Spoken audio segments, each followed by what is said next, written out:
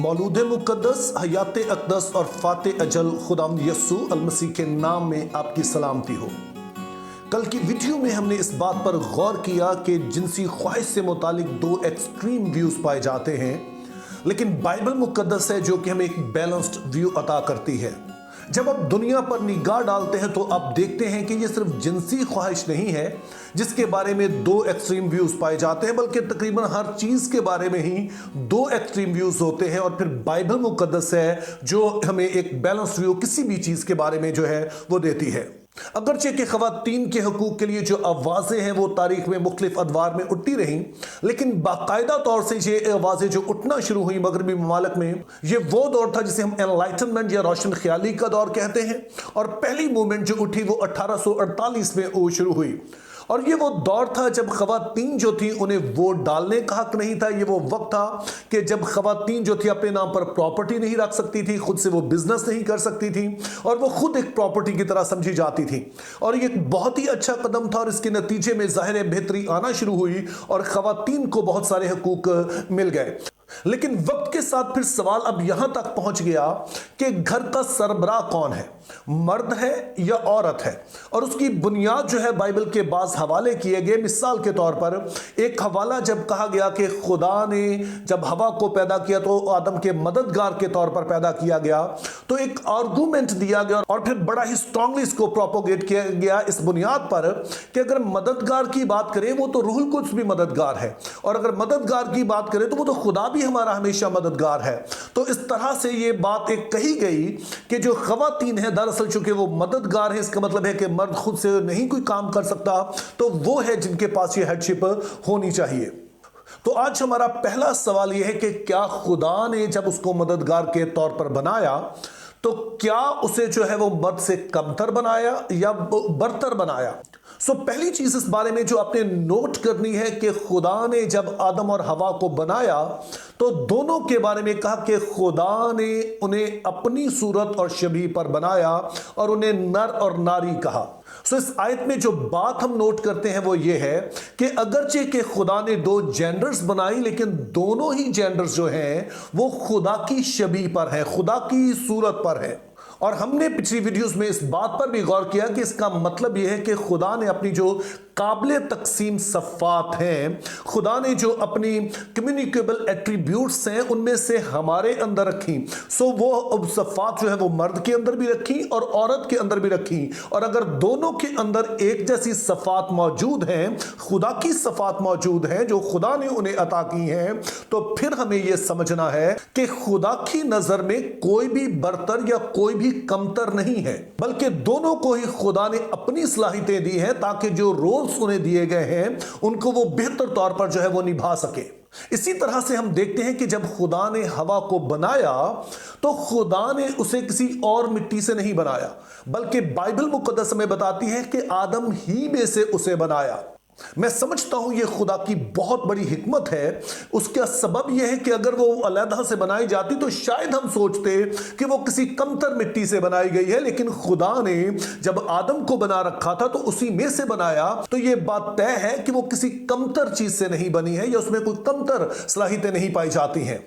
और फिर इस बात को भी नोट कीजिए कि जब खुदा ने हवा को बनाया तो उसे आदम की पसली से बनाया, उसके पांव से नहीं बनाया, जिससे हमें यह समझने में मदद मिलती है कि वो उसके कमतर नहीं है और ना ही सर की हड्डी से बनाया ताकि कहीं पर यह गलतफहमी पैदा ना हो कि वो उससे बरतर है। पहली चीज जो हम इन दोनों हवालों से देखते हैं वो ये है कि खुदा ने ना तो मर्द को ना औरत को सलाहियतों के लिहाज से कोई बरतर या कमतर कहा।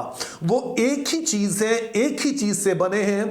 तो यूं हम देखते हैं कि जहां तक सलाहियतों का ताल्लुक है तो वो खुदा ही की सलाहियतें हैं जो खुदा ने मर्द और औरत दोनों में रखी हैं, और इस लिहाज से किसी को भी बरतर या कमतर कहना मुनासिब नहीं है। तो इसलिए चाहे मर्द हो चाहे औरत हो, दोनों को खुदा का शुक्रगुजार होना चाहिए कि खुदा ने जो कुछ भी उन्हें बनाया है खुदा की नजर में वो एक जैसे हैं। लेकिन हमें याद रखना है कि जो हवाला हमें यह बताता है कि खुदा की नजर में मर्द और औरत अपनी सलाहियतों के लिहाज से किसी तरह से भी कमतर या बरतर नहीं है, वही हवाला हमें यह बताता है कि खुदा ने आदम और हवा को एक टीम के तौर पर बनाया और आदम को खुदा ने इस टीम का लीडर बनाया, इसको सरबराही अता की।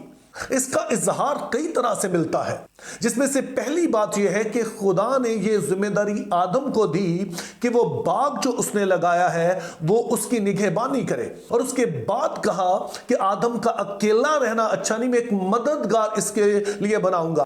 इसी तरह से हम देखते हैं कि जब आदम और हवा गुनाह करते हैं और खुदा उनसे बाज़पुरस करता है तो वो आदम से जवाब तलब भी करता है। हालांकि ये बात हमें भी पता है और खुदा को भी पता है कि दरअसल जो गुनाह किया था वो तो हवा ने किया था और हवा ने बाद में आदम को अपने साथ मिला लिया था। लेकिन खुदा जब उनसे बातचीत करता है तो वो पहले आदम से पूछता है कि तूने ये क्यों ऐसा किया है।